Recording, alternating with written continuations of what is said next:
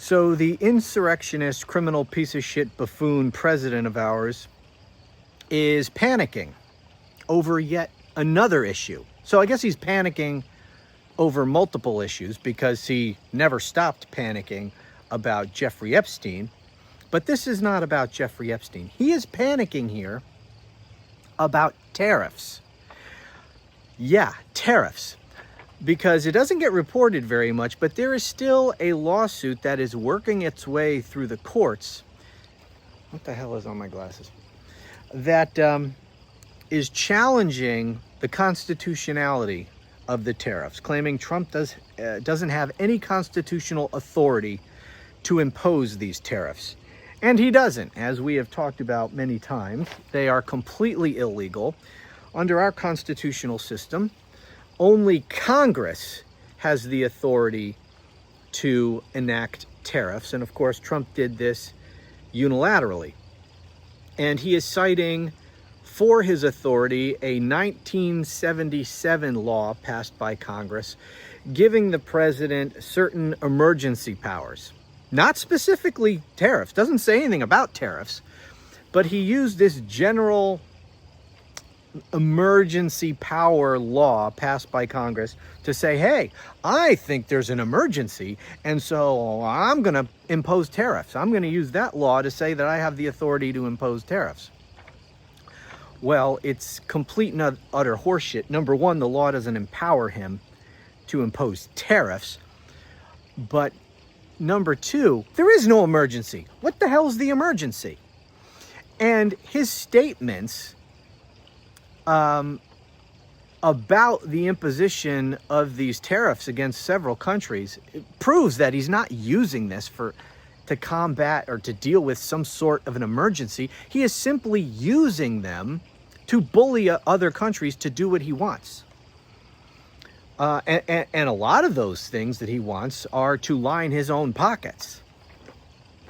But there's no emergency here. Like, he's using them for all different things. Like, he wants, he's threatening Brazil with tariffs or continued tariffs or whatever. I don't know what the state of the fucking tariffs on Brazil are or any other country, because Taco Trump keeps changing them all the time.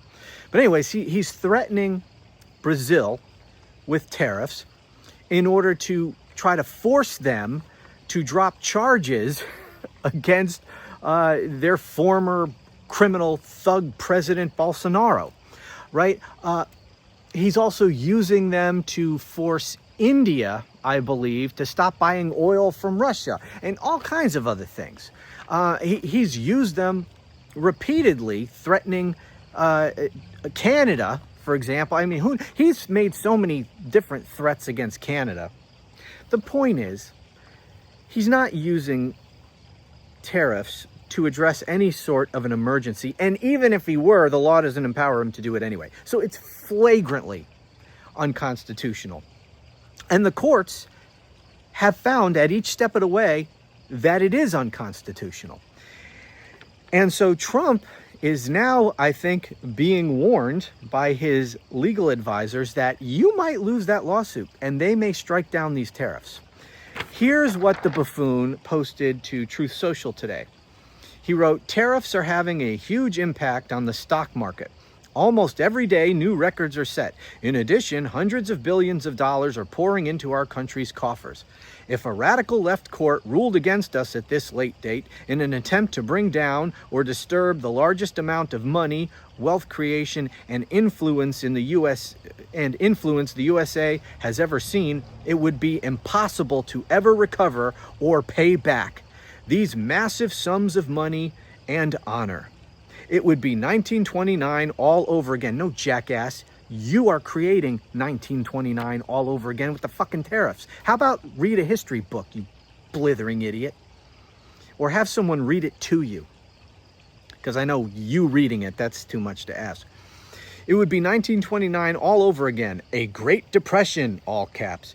If they were going to rule against the wealth, strength, and power of America, they should have done so long ago, all caps, at the beginning of the case. They did. Then you appealed it, and then you lost there, and you're appealing it again. See, this is how it works. You could have just abided by the the original court's decision and said, oh, I don't have authority to do this. Okay, I won't impose the tariffs. But you didn't. You kept fighting, and this is how it goes. And he does this all the time. You know, when he's about to lose a lawsuit, at the end of the process, after it's gone through the district court and then a 3-judge panel and then to an en banc hearing of the circuit court and then up to the Supreme Court, only at the end, months or years later, he says, if they were going to rule against us, they should have ruled against us a long time ago. They did, jackass. You just kept appealing it. Where was I? They should have done so long ago at the beginning of the case, where our entire country, while never having a chance at this kind again, would not have been put in 1929 style jeopardy. There is no way America could recover from such a judicial tragedy. But I know our court system better than anyone. There is no one in history that has gone through the trials, tribulations, and uncertainties such as I. And absolutely terrible, but also amazingly beautiful things can happen. Our country deserves success and greatness, not turmoil, failure, and disgrace. God bless America. So I think what's going on here, well, probably a couple things, as is usually the case. One, it could be an attempt, yet another attempt at distraction from Epstein. But I do believe, because we're getting close to a decision being reached on these tariffs, and he has been slammed time and again. Every time this goes before a court, the judges in oral arguments are just ripping the government's lawyers to shred. This is not defensible in any way. This case, from Trump's point of view, defending Trump is a complete loser. He has no law, no constitution, no legal precedent, nothing on his side for these tariffs. The only way that these could possibly be upheld is if the Supreme Court, as they are certainly capable of doing, rules in a completely partisan political manner. There is no way you can rule on the law or the Constitution or based on prior precedent of the court and rule in Donald Trump's favor here. The only way to rule in Trump's favor is just to say, to fucking hell with all that. To hell with the rule of law. To hell with all of it. We are corrupt partisan hacks, and we want Trump to be able to do whatever he wants to do. So we're just going to let him do it. That's it. The only other quasi-legal argument that the court could rely on to uphold it, and it's not a legal argument, it's just a practicality argument. It's complete bullshit, but they've done this before. And that is to say, well, you know, these tariffs have been in place for so long, and if we rule against him, yeah, he didn't have authority to do it, and he shouldn't have done it. But now that he's done it and they've been in place for so long, it would just cause too much chaos if we strike down his tariff. So yeah, it's not legal, but because we don't want to cause any greater harm, we're going to let him keep doing the tariffs. That's like the only thing that they can say. And again, it's not a legal argument. It's pure BS. Okay? That's not a valid reason for a court to rule in Trump's favor. But they might do it because, you know, they've done things like this in the past. However, I don't know. I'm not going to predict. This court is so freaking corrupt. I don't know. Maybe they do. Maybe they do. But there's a good chance that they strike down these tariffs. And I think Trump is starting to get worried about that. Because the tariffs are what he has used to bully countries and people all around the world. Not just countries, but companies. And, you know, this is why you had people like Tim Cook, the CEO of Apple, going to the Oval Office the other day, just performatively kissing Trump's ass, giving him a gold MacBook or whatever the hell he gave him, just kissing his ass, literally giving him gold for special treatment. Because he knows how much this moron likes gold. You see this friggin' gold? I mean, he's throwing up gold on everything. It's ridiculous.